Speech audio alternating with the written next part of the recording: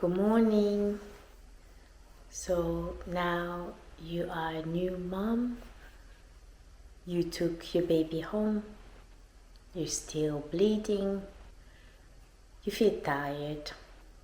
You haven't slept now for more than 48 hours. Everything seems surreal. You feel maybe numb. You don't feel anything because, it's too much. The contractions were a lot. The assistants at the hospital or the midwives were not what you expected. Your birth story was not the one that you wished for. You're just exhausted. You're tired. You just arrived home and you're looking at your life ahead with this tiny baby in your hand. What is going to happen from now on? Fast forward 1 month. Do you remember how you felt that day when you came home and you were like, finally home, at least here I can be a bit more myself? Do you remember? How do you feel as opposed to that day? Please think about it for yourself in the quietness of your heart. Think about it. It's been a month already that you guys are having really heads-on, really non-negotiable fights about what is, in your opinion, life-changing decisions. You really believe that, the way that it is happening already since 1 month is not the way that you see your life. Your partner isn't that much partnering with you in this fatherhood, motherhood journey that you embarked on. You don't know with whom you can discuss this. Your mother or your father are busy with keeping the baby contented. They come, they help you. Your sister or brother or your whole family is helping you as much as they can. Or maybe you're far away from your family. You live in another country. You couldn't make your parents come on time. It's just you and your partner and the fights. You are not agreeing on many things. You're exhausted. Your partner is exhausted. They haven't also slept. They cannot really have their thoughts together. Yet, you decided that divorce is the right solution for you. You should get apart. Separation is the right way to move on. You don't want to do this anymore. Or maybe it's fast forward already 6 months. Fast forward 1 year. Fast forward 2 years, 3 years, 5 years. You have this child and your relationship is just suboptimal. You really wish that it was over already the day before yesterday. You really want to separate. I have some questions for you. With whom did you discuss this? With whom did you discuss this relationship dynamics of yours? You've been overthinking it for yourself. You shared it with your best friend that is not married, that is not in a relationship. Or you shared it with your best auntie that is herself divorced. You shared it with your mother that loves you to death and thinks that anybody that upsets you should just get away. Or you spoke with your mom and she's like, this is how marriage is. Please make sure that you leave the child with us more and speak with your husband. Have your time together. But you haven't been listening to her, have you? Because, of course, you know better. You have a 5-year-old, you know what life is. You know everything about it. You have the first marriage of the world and you're going to revolutionize it. What is your situation? Please know that the person with whom you discuss your relationship dynamics with is a very decisive person. Because what that person gives you as feedback may influence the way that you see your relationship very much. So no, again, the person with whom you discuss your relationship is going to be your downfall or the recovery of your relationship. Not that I blame it on that person, no. The person would just be the outside mirror that you need to reconfirm already what you think wrongfully. Because no, separation is not always the answer, okay? Separation is the answer when you are, as a person, dramatically, deeply, definitely not happy in that marriage. Not being happy means, what does that mean actually? You being abused. You are being ignored. You are being taken to places that you don't even want to go, or you didn't even know existed in your brain or physically. Those are the moments where separation can be really good, where both of you can go their ways and then live their life better and give each other blessing and say, may God bless you, go live your life. Okay? Leave that to God, to the stars, or to the spirits. Just go live your life.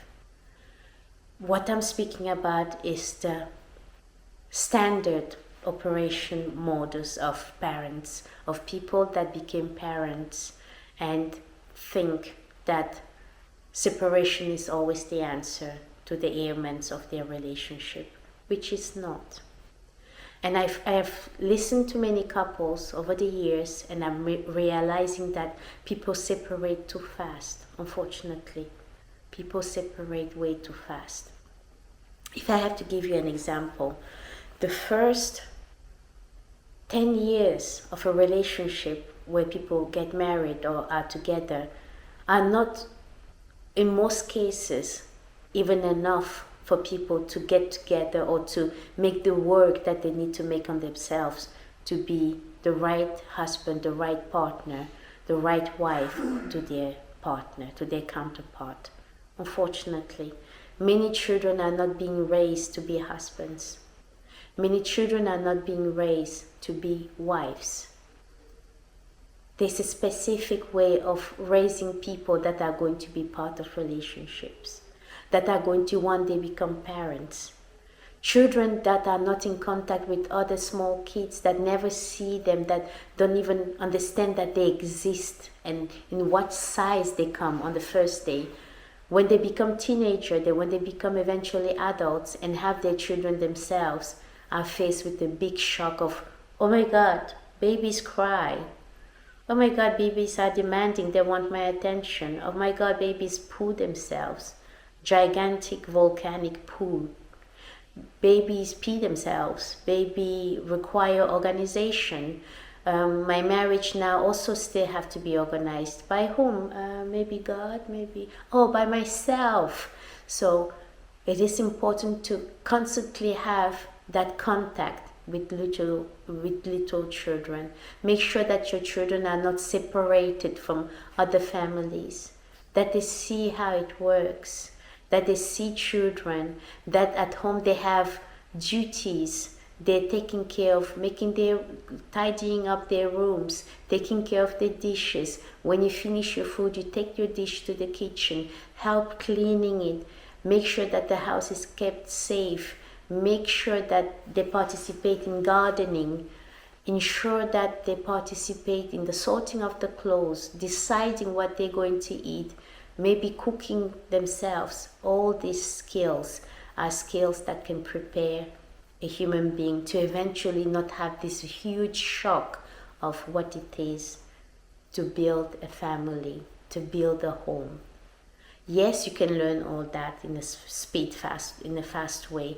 Yes, you can learn all that when you're already an adult and maybe you will succeed. Yes, you can. Of course you can. It's all a matter of deciding that you want to do it and you do it. But for many that didn't learn it as a child, a young adult, at home, in their family, for them it is very difficult to do that. And most of them are the ones that you are getting married with. Most of those people that haven't been raised to be a wife or a husband are the ones that your child is marrying today, or you are getting married to today, or you got married with 10 years ago. And now you're faced with the fact that this person is actually a very different person from what you thought, because you're now faced with the basic necessities of life. how to stay alive, how to keep your sanity, how to feed yourself, how do you manage your emotions, how do you regulate that of your child, what time is left for us to enjoy what, when do you go to work, how do you earn money, how do you take care of your farm, of your garden. All these aspects of life will fall on you as a grenade. So being prepared to it is a big part of succeeding. It's already half the victory. And if you haven't, which is the case for most of the people married today or that married yesterday, please make sure that you give yourself time and communication to be able to reach there. Each of us, we have to make sure that we live with people that are getting in line with each other. We adjusting to each other. We're making compromise with each other. Please remember that experience that you live together change the way that you see your couple or your family. Do you go on walks together? When is the last time you had a holiday? Do you travel together? Do you have jokes at home together? Do you eat together? Can you cook together? How do you share your time that is not at work? Or maybe you work together. How is it at work? How do you separate work and family life? All these elements are things that eventually affect your marriage. And deciding to already drop it after 5 years, for example, of you not being the perfect person also, and the other person not being perfect, is a shame, because you will never find out how this person is going to grow and how you're going to grow within this relationship. I can say that in a relationship, it's the same like at work. When you've led people, you realize that in a 100% team, you have 30, let's say 40% of people that actually do the work, and the rest that are just, doing the work too, or doing something that contributes to the work. Okay, let's give them that credit. Or that are just helping somehow. But most of the time, in most of the teams, it's around 40% of the team that does the whole everyday heavy duty work. It's the same like at home. It's the same like everywhere. Where you have a team, you have people that do the heavy duty work. You have the people that do the strategy work. You have the people that are there to just cheer everybody up so they get the work done. Everybody has a role most of the time. And in a couple's life, I can say from my own experience, for many years in our marital life, I can say that I was carrying a big amount of the relationship success. I would even say 80, 90%. But it doesn't mean that the other person is doing nothing. It just means that the other person is growing at their pace. It doesn't mean that the other person is not interested. Most of the time they are, but they don't even know how to do it. It doesn't mean that it will stay like that forever. Nowadays, I can say that we're 50-50 doing the efforts for our marriage. Sometimes my partner is doing 60, I'm doing 40, and it fluctuates. We can never be doing 100% of the same thing for it to work. I think that's utopian. That's my opinion. But if you have special ways of doing it, please share it. But I believe that giving up too early is a shame. Giving in to separation or divorce at a certain stage of a relationship is really a shame, because for yourself as partners and for your family in general, if you have a child or children, it's really a shame for you to separate, because eventually, you know what, you will have to go find another partner. You will find another partner most likely, or you will start hating men, or you hating women, thinking that they are like just the most evil thing that exists in the world. And eventually you will be faced with the fact that there's not a better partner. They're all the same. You will just find the darker sides of people that you can deal better with or less, but everybody is not perfect. We are all imperfect. Every single one of us. So to decide to separate or to go separate ways because of reasons of, oh, you didn't put the washing machine today, I told you to put the food in the Tupperware, you just put the full pot in the fridge, you're not cleaning the floor, the child cries too much, where's the money, we don't have enough money, maybe we shouldn't go on holiday, we should buy a couch. All these aspects are not really reasons to divorce. Yes, most of the time there's also the reasons of, I resent you because when I was pregnant 5-6 years ago, you told me that I was fat. Okay. Were you not fat? You were. So what? Growing a baby needs fat. And that's very good that you were fat. Eventually, all that fat was necessary to feed your child, to grow a baby that was healthy, to bring that baby forth into this world. All these elements matter. Please have a softer heart with each other. Forgive each other. When you're forgiving, it's not saying, okay, I forgive you and now you have to also do something for me. Or I ask for forgiveness is because I had, I broke my tooth and or I stepped on a different stone than last day, that's why I was so mean. No. When you ask for forgiveness, you ask for it with your full heart. When you give forgiveness, you give it also with your full heart. Because it's not your place for you to not forgive or to hold on grudges on somebody. The spirits will take care of it. Just do your part, which is take the veil off of your face so the good things can shine in your life. You can get all the blessings that you need, the discernment that you need, the acknowledgement that you need, the appreciation that you need, the kindness that you need in order for you to make your family prosper, to make your family grow. Because the more resentment you hold on to, the more resentful you get, and eventually your heart becomes like a stone, and it cracks, and it crumbles, and it's shattered, and it's on the floor like a broken glass that you cannot even put together anymore. Let go of things that don't matter.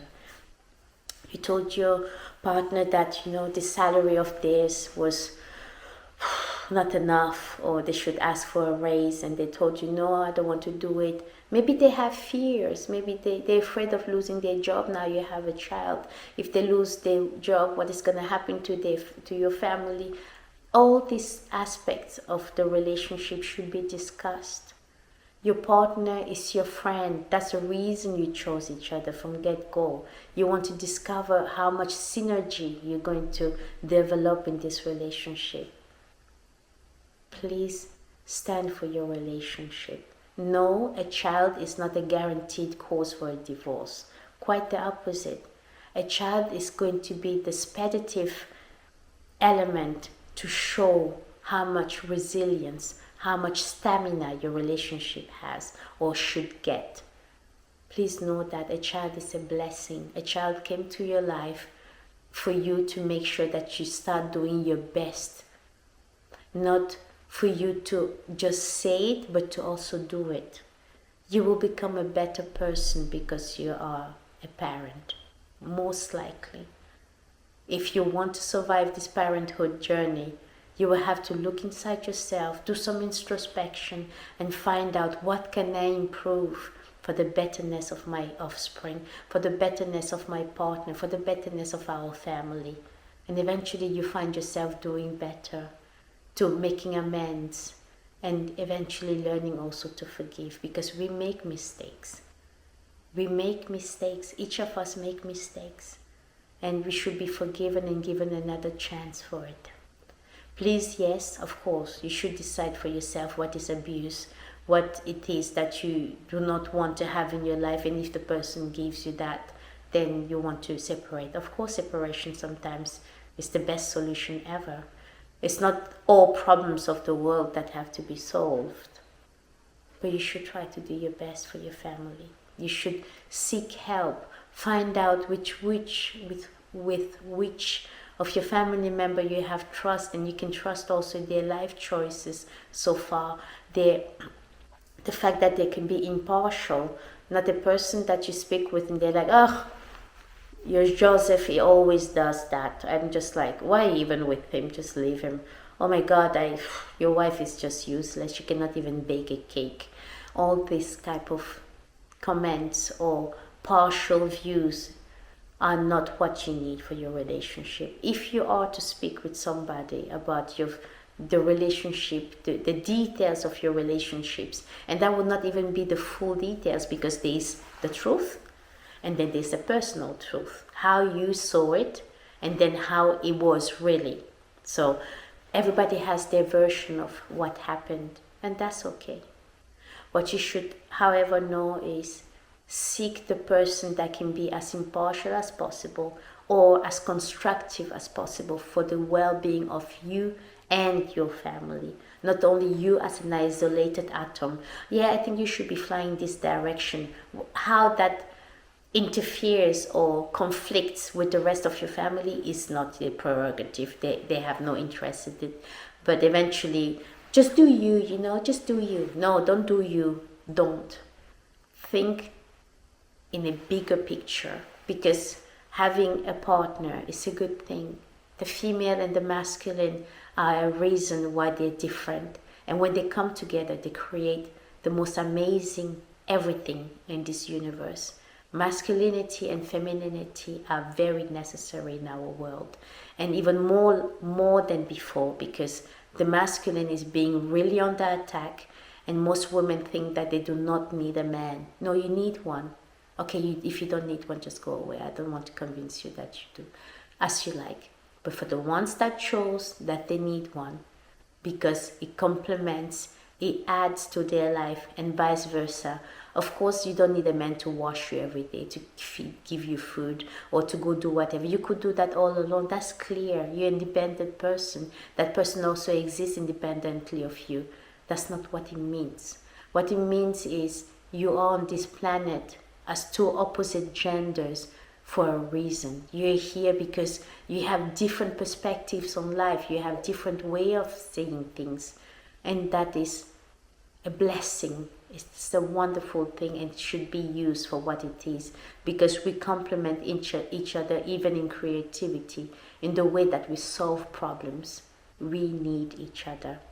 So please, before you go speak about your relationship dynamics with the wrong witch or with the wrong drunkhead, please make sure that you assess that person first, which means that you will have to take more time to go talk about it, to reflect again about it and see, am I overthinking this? Am I exaggerating? Is this really a problem, or I just didn't sleep well that Saturday? I was hungry. I was not so well. Maybe I overblown it in my own head. And in the search of that person or these persons that can eventually help your family life, you will realize that it's really good to share with other people. Because marriage is for the community. It's a political decision. It is for that society where you're living. So eventually society can help you. It's the same like with childbearing. You don't give birth to a child that you keep underneath your skirt for the rest of their life and then you let them out one day and they're a fully fledged adult. It doesn't work that way. We are part of the community. We are part of this world, and that's how it's always going to be. I wish you strength. I wish you perseverance. I wish you to be rigorous with how you think. I wish you to have discernment, to know, is this really bad? Or am I just the one making it? Oh no, it's really bad. We should cut this cancer right now. Please cultivate that discernment. Look at your life and be like, see my life. And you look at it as if it was the life of your best friend. As if it was the life of your child that you're scrutinizing and looking. And like that, maybe it will help you to see the goods, the less good. And then to see what type of amends you can do. Have a lovely day.